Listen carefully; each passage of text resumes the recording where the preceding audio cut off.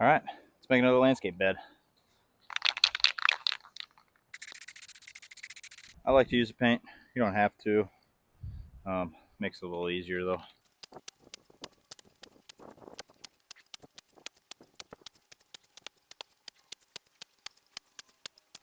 Whew. It's hot out here today. I like to make my cut around and then go through and cut them into segments so it's easier to cut it out if you're making an edge for the first time. If there was already an edge here, it'd be a lot easier.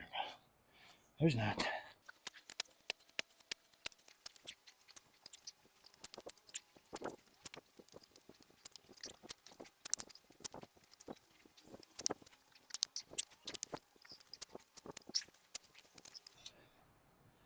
Whew. I planted these a few months ago. I should have made the bed then, but time kind of got away from me. It is what it is. It kind of looks like there's already a bed here, but I did some prep ahead of time. This was all grass. So last week I came through with some weed killer and treated the area that I thought was going to be a bed. Then yesterday I took my weed eater and buzzed it down as low as I could. And then right before today, a little while ago, I hit it with a little bit more weed killer. So then the thought would be, once I come back, I'll mulch over it, put some pre-emergent down on top of that mulch, and then just every few weeks when I mow, come by and just spot treat the weeds. Should be easy to maintain. Now I'll come back and clean this up a little bit.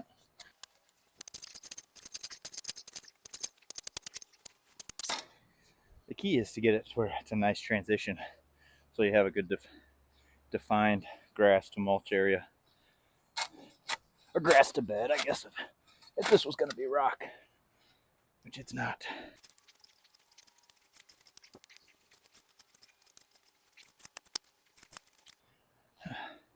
Nice smooth swoop is what we're looking for. Doesn't have to be perfect, even though I want it to be perfect.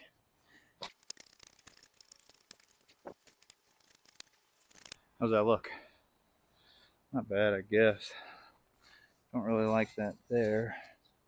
Let's see if we can clean that up a little bit. Whew. Okay.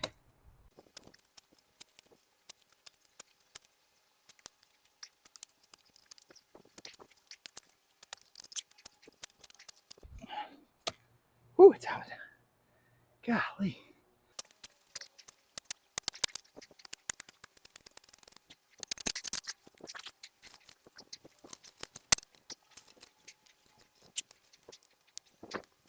The key is to make the rounded parts smooth and the straight parts straight. You don't want like in the middle. It's got to be nice and defined. Even though this one's not great. Let's see if I can save it.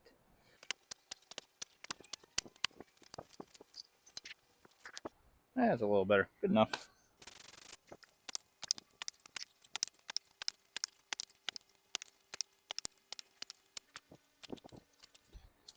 I feel like I'm cutting little pieces of soil cake.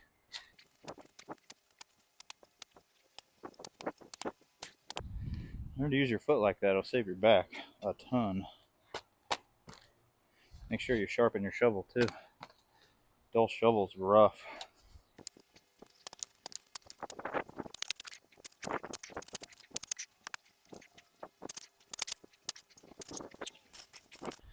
All right, this bed we're just gonna clean up a little bit. When I made this bed, one person commented that they liked the squiggly lines. There's actually a reason for that. I'm kind of hardwired this way. It doesn't really affect my yard, but this is important if you do like commercial landscaping or if you get paid to do the landscape maintenance. The reason for the rounded edges is actually has nothing to do with the bed, but has more to do with mowing. So most mowers, I have a push mower, that's why it doesn't affect me. But if I had a big zero turn or a larger mower, typically the mow deck hangs out over the edge of the wheels. So if you make it rounded and not squared off at right angles, then the mower, imagine the mower can just come through here and hang their deck over the edge and then just continue on. And what that does, why that's important, is because it eliminates weed eating. Weed eating is a huge cost, takes a lot of time, takes a lot of effort, costs a lot of money.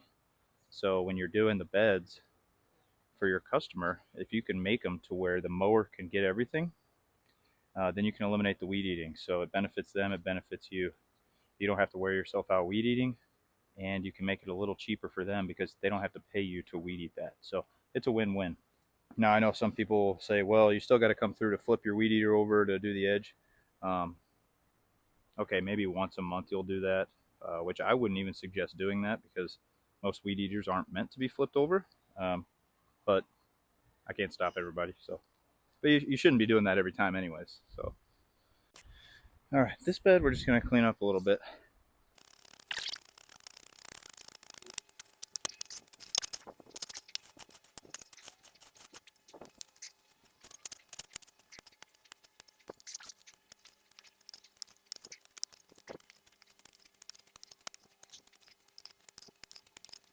All right, should we mulch? Let's do it.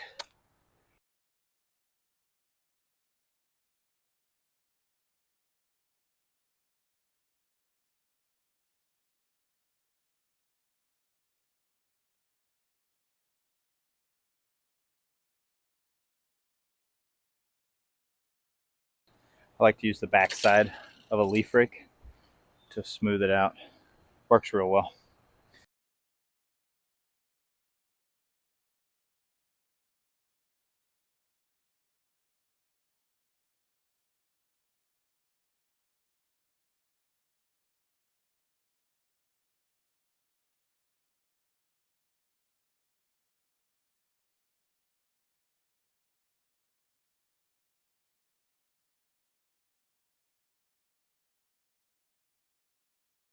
All right, almost done. A few things to remember.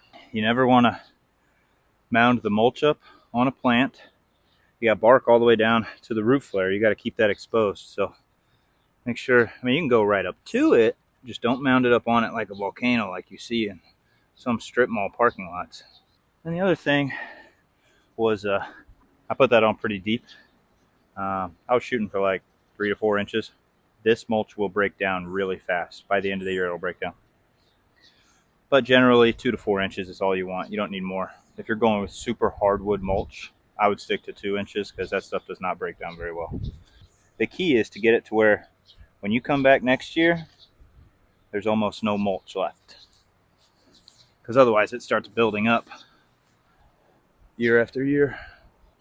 All right, here you go.